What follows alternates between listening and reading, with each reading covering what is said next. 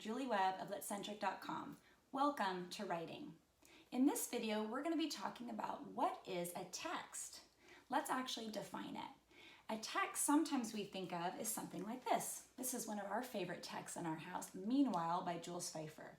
Oftentimes we think of a text as a written work.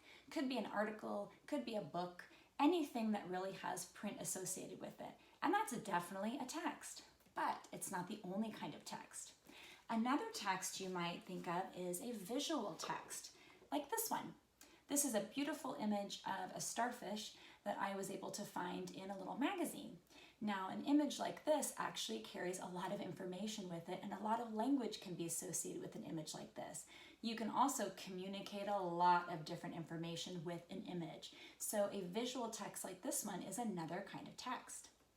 Now, a different kind of text you might think of, or maybe not realize, is an audio text.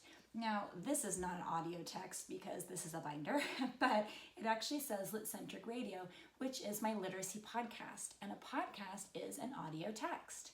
So there's other type of audio text. Just think about audiobooks.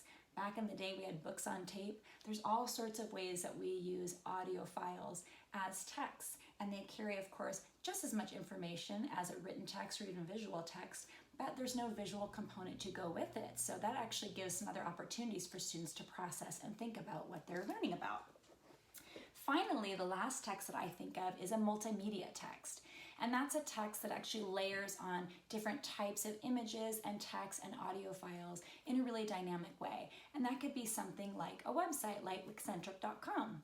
At my website, I actually have video files, audio, different images, and of course, lots of written text on there. And it's a very dynamic text because there's all these links and buttons to push and different windows that open.